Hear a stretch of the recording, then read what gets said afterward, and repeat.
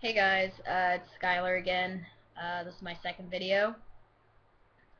In this video, I will be touching up on two two topics. One of them is my coming out thing and how that worked. How my friends and family and people around me reacted. And the second is going to be my doctor, how I got my referral sent out for my therapy and all that good stuff, because like in my last video, I'm pre-everything, so pre-T, pre-top surgery, pre-bottom surgery. Not really sure if I'm going to get bottom surgery yet, but we'll see. So I guess in this, I will first start off with like the whole coming out thing. It was pretty easy. Before I'd come out as transgender, like female to male transgender, um, I'd already come out twice. Once as bisexual when I was like 12, and again when I was like 17 as a lesbian. And I've kind of like gone through the whole spectrum of it, and in a way I'm happy because it made coming out as transgendered so much easier, because like at first, like when I was 12 and I came out as bisexual, my mom was like, it's just a phase, like a lot of moms and dads say, unfortunately. But like that's just what she said, and for a while I believed her and I just let it happen, whatever, and I didn't really think too much on it, so I just left it. When I was 16 or 17, I started feeling more attracted to women at that point, because I guess at that point you're kind of maturing and you're getting into that that stage in your development, I guess. So I was pretty certain, like I liked girls, I liked women. Um, I didn't like men. So when I came out as lesbian, like my parents were like, cool, like that, it doesn't surprise us, Uh, we knew you liked girls. We just wanted to let you know, tell us, kind of thing, right? So after I got my first girlfriend, they kind of started really believing it, more or less, because then there was actual proof that I was with a woman and I enjoyed being with one, and I think they could tell. So they were really cool about that. So when I came out as transgendered, they were like, yeah. Okay, so I came out to my stepmom first. She's younger than my parents are, like 12 years younger than my mom and 14 younger than my dad. So she, I figured, would understand the whole trans thing, or at least know a lot more about it than my parents would. So I came out to her first before anybody else. Well, my girlfriend was first, but we'll get to her in a minute. Um, so I kind of was like, listen, like, I feel like this is something, it's easier for me to tell you first due to the fact that I think you'll understand it a lot more. Um, and you can give me on advice as to how to bring it up to dad, at least. Mom is pretty good at it, but dad is a little iffy about that kind of stuff. So she was like, she was so really cool with it. She asked what it was, and I told her, like, it just means like I was born in a female body, but all my life I've kind of mentally felt male, and that I had been put in the wrong one. So I like, it's kind of funny because I the thing I say usually is like, I'm a dude playing a dude disguised as another dude, from Tropic Thunder.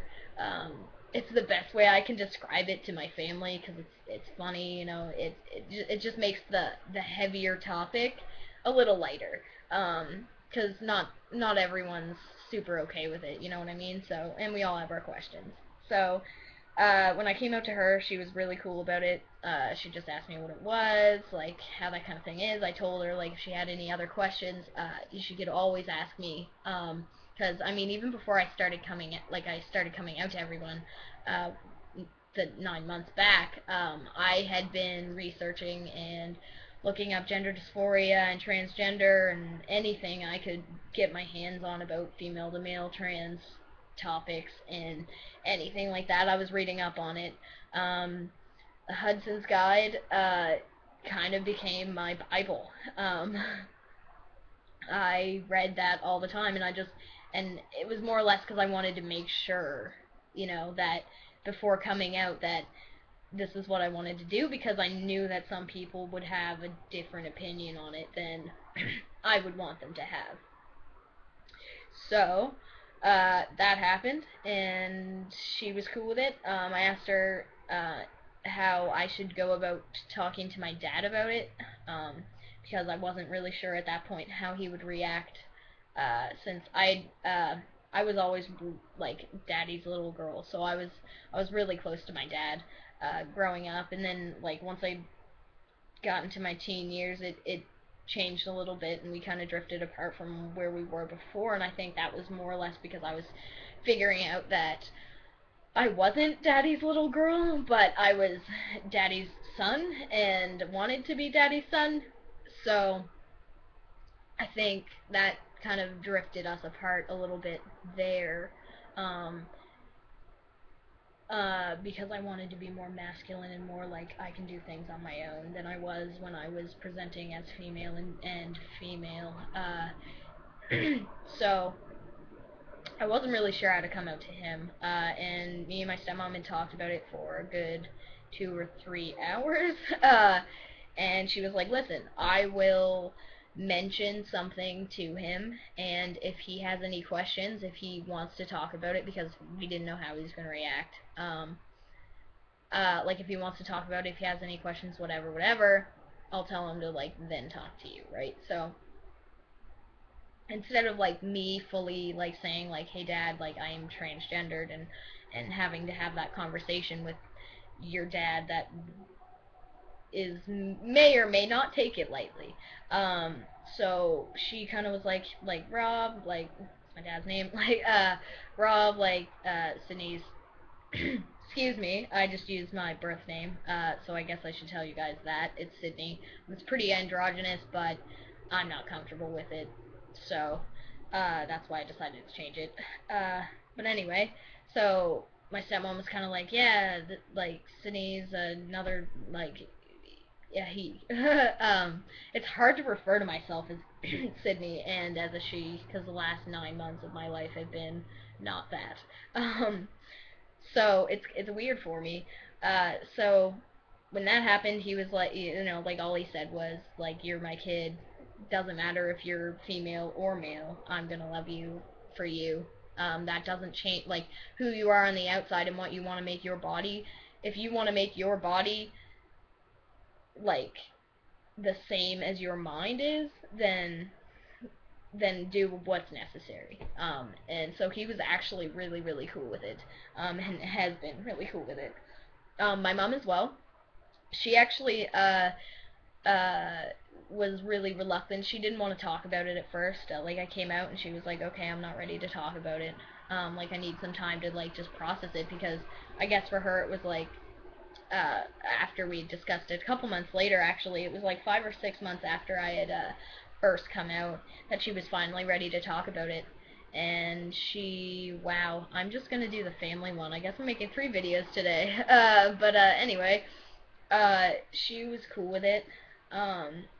She kind of needed her own time and own space to do whatever she wanted while I was doing mine. She didn't really want to bring it up. Like, I was wearing my binder at the time. I got a packer within like 3 or 4 months of coming out, because I felt more comfortable. Like, the weight on my shoulders just lifted, and it was awesome. So, after that, I guess that's kind of when I came out to like my 2 closest friends, um, and they were super duper awesome with it too. My best friend Sean, like when I mentioned it to him, he was kind of like, "Well, dude, we've talked about it before. Like before I had come out as transgendered, even really like come out to myself as transgendered, I'd always talked to him about having gender identity issues and that kind of stuff. So like we'd already had that kind of relationship, which was really cool. So when I did come out to him as transgender, when I finally came out to everyone, he was like, we talked about it before. I kind of, like it was I know. Like he was super understanding, and he said like, yeah, I pretty much saw this coming. Like, and he's really cool with the whole gay scene and lesbians and transgendered and all that. Like, he's really cool with that stuff and like queer people. Um, so it was really easy to come out to him.